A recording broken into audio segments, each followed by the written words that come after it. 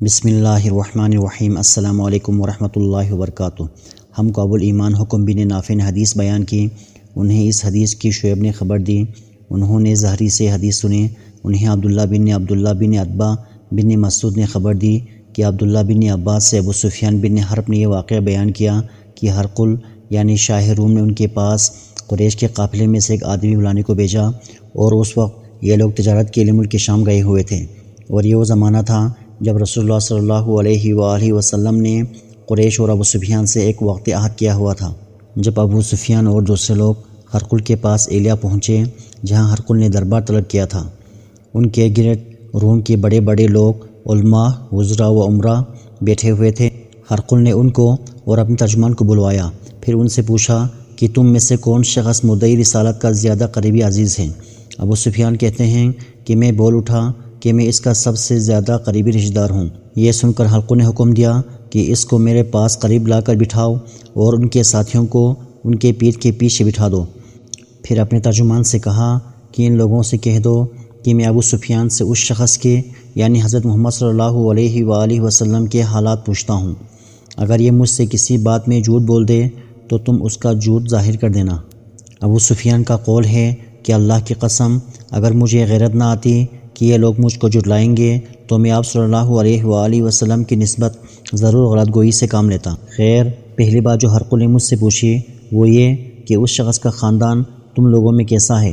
میں نے کہا وہ تو بڑے اونچے عالی نسب والے ہیں۔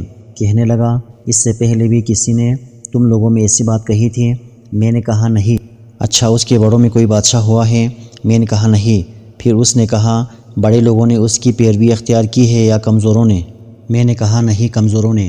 پھر کہنے لگا اس کے تابعدار روز بروز بڑھتے جا رہے ہیں یا کوئی ساتھی پھیل بھی جاتا ہے؟ میں نے کہا نہیں۔ کہنے لگا کیا آپ نے اس دعوی نبوت سے پہلے کبھی کسی بھی موقع پر اس نے جھوٹ بولا ہے؟ میں نے کہا نہیں۔ اور اب ہماری اس سے صلح کی ایک مقرر مدت ٹھہری ہوئی ہے، معلوم نہیں وہ اس میں کیا کرنے والا ہے۔ ابو سفیان کہتے ہیں میں اس بات کے سوا اور کوئی جھوٹ اس گفتگو میں شامل نہ کر سکا۔ ہرقل نے کہا کیا تمہاری اس سے کبھی لڑائی بھی ہوتی ہے؟ ہم نے کہا کہ ہاں۔ بولا پھر تمہاری اور اس کی جنگ کا کیا حال ہوتا ہے؟ میں نے کہا لڑائی ڈول کی طرح ہے، کبھی وہ ہم سے میدان جنگ میں جیت دیتے ہیں اور کبھی ہم ان سے جیت لیتے ہیں۔ ہرقل نے پوچھا وہ تمہیں کس بات کا حکم دیتا ہے؟ میں نے کہا وہ کہتا ہے کہ صرف ایک اللہ ہی کی عبادت کرو اور اس کا کسی کو شریک نہ بناؤ، اور اپنے باپ دادا کی باتیں چھوڑ دو، اور ہمیں نماز پڑھنے، سچ بولنے، پرہیزگاری اور صلہ رحمی کا حکم دیتا ہے۔ یہ سب سن کر پھر ہرقل نے اپنے ترجمان سے کہا کہ ابو سفیان سے کہہ دے کہ میں نے تم سے اس کا نسب پوچھا تو تم نے کہا کہ وہ ہم میں عالی نسب ہے، اور پیغمبر اپنے قوم میں عالی نسب ہی بھیجے جایا کرتے ہیں۔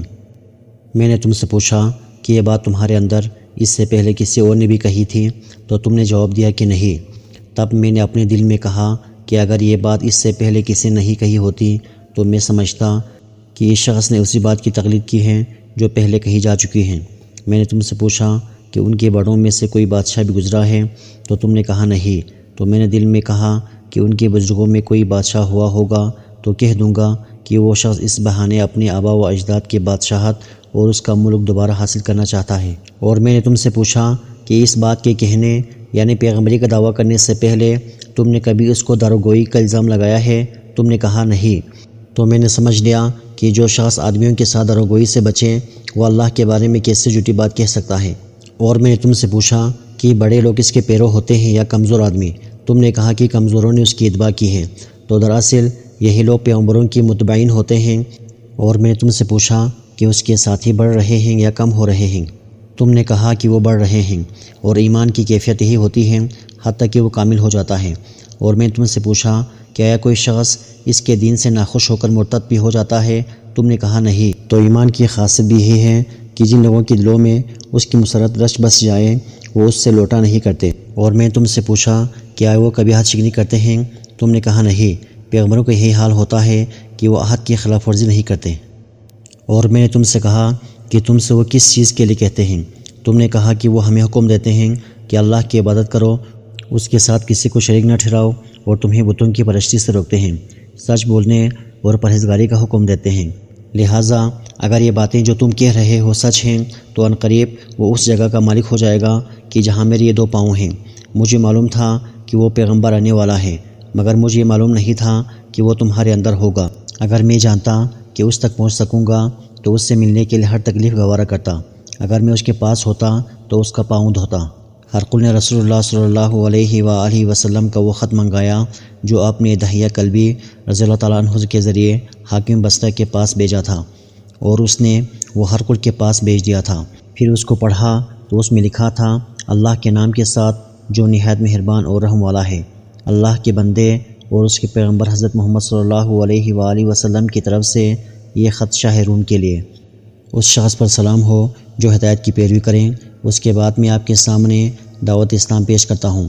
اگر آپ اسلام لے آئیں تو دین و دنیا میں سلامتی نصیب ہوگی۔ اللہ آپ کو دوہرا ثواب دے گا۔ اگر آپ میری دعوت سے روگردانی کریں گے تو آپ کی رعایا کا گناہ بھی آپ پر ہی ہوگا۔ اے اہل کتاب، ایسی بات پر آ جاؤ جو ہمارے اور تمہارے درمیان یکساں ہیں، وہ یہ کہ ہم اللہ کے سوا کسی کی عبادت نہ کریں اور کسی کو اس کا شریک نہ ٹھہرائیں، اور نہ ہم میں سے کوئی کسی کو اللہ کے سوا اپنا رب بنائے۔ پھر اگر کوئی اہل کتاب اس بات سے منہ پھیر لیں تو مسلمانوں، تم ان سے کہہ دو کہ تم مانو یا نہ مانو، ہم تو ایک اللہ کی اطاعت گزار ہیں۔ ابو سفیان کہتے ہیں، جب ہرقل نے جو کچھ کہنا تھا کہہ دیا اور خط پڑھ کر فارغ ہوا تو اس کے ارد گرد بہت شور و غوغا ہوا، بہت سے آوازیں اٹھیں اور ہمیں باہر نکال دیا گیا۔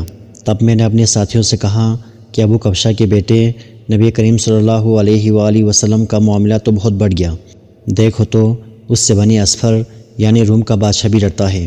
مجھے اس وقت اس بات کا یقین ہو گیا کہ نبی کریم صلی اللہ علیہ وآلہ وسلم عنقریب غالب ہو کر رہیں گے، حتیٰ کہ اللہ نے مجھے مسلمان کر دیا۔ راوی کا بیان ہے کہ ابن ناطور ایلیا کا حاکم ہرقل کا مصاحب اور شام کے نصارہ کا لاٹ پادری بیان کرتا تھا کہ ہرقل جب ایلیا آیا، ایک دن صبح کو پریشان اٹھا تو اس کے درباریوں نے دریافت کیا کہ آج ہم آپ کی حالت بدلی ہوئی پاتے ہیں، کیا وجہ ہے؟ ابن ناطور کا بیان ہے کہ ہرقل نجومی تھا، علم نجوم میں وہ پوری مہارت رکھتا تھا۔ اس نے اپنے ہم نشینوں کو بتایا کہ میں نے آج رات ستاروں پر نظر ڈالی تو دیکھا کہ ختنہ کرنے والوں کا بادشاہ ہمارے ملک پر غالب آ گیا ہے، بھلا اس زمانے میں کون لوگ ختنہ کرتے ہیں؟ انہوں نے کہا کہ یہود کے سوا کوئی ختنہ نہیں کرتا، سو ان کی وجہ سے پریشان نہ ہوں۔ سلطنت کے تمام شہروں میں یہ حکم لکھ بھیجیے کہ وہاں جتنے یہودی ہوں سب قتل کر دیے جائیں۔ وہ لوگ انہی باتوں میں مشغول تھے کہ ہرقل کے پاس ایک آدمی لایا گیا جسے شاہ غسان نے بھیجا تھا۔ اس نے رسول اللہ صلی اللہ علیہ وآلہ وسلم کے حالات بیان کیے۔ جب ہرقل نے سارے حالات سن لیے تو کہا، جا کر دیکھو وہ ختنہ کیے ہوئے ہیں یا نہیں۔ انہوں نے اسے دیکھا تو بتلایا کہ وہ ختنہ کیا ہوا ہے۔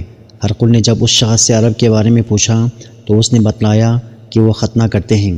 تب ہرقل نے کہا، یہی محمد صلی اللہ علیہ وآلہ وسلم اس محمد کے بادشاہ ہیں جو پیدا ہو چکے ہیں۔ پھر اس نے اپنے ایک دوست کو رومیہ خط لکھا اور وہ بھی علم نجوم میں ہرقل کی طرح ماہر تھا۔ پھر وہاں سے ہرقل حمص چلا گیا۔ ابھی حمص سے نکلا ہی نہیں تھا کہ اس کے دوست کا خط اس کے جواب میں آ گیا۔ اس کی رائے بھی نبی کریم صلی اللہ علیہ وآلہ وسلم کے ظہور کے بارے میں ہرقل کے موافق تھی کہ رسول اللہ صلی اللہ علیہ وآلہ وسلم واقعی پیغمبر ہیں۔ اس کے بعد ہرقل نے روم کے بڑے آدمیوں کو اپنے حمص کے محل میں طلب کیا اور اس کے حکم سے محل کے دروازے بند کر لیے گئے۔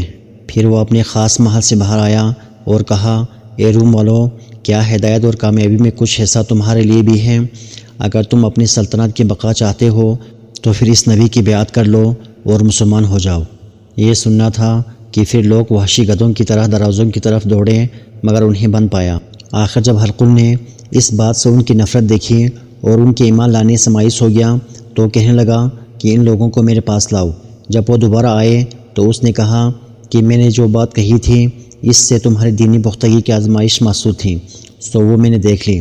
تب یہ بات سن کر وہ سب کے سب اس کے سامنے سجدے میں گر پڑے اور اس سے خوش ہو گئے۔ بالآخر ہرقل کی آخری حالت یہ ہی رہی۔ ابو عبداللہ کہتے ہیں کہ اس حدیث کو صالح بن کیسان، یونس اور معمر نے بھی زہری سے روایت کیا ہے۔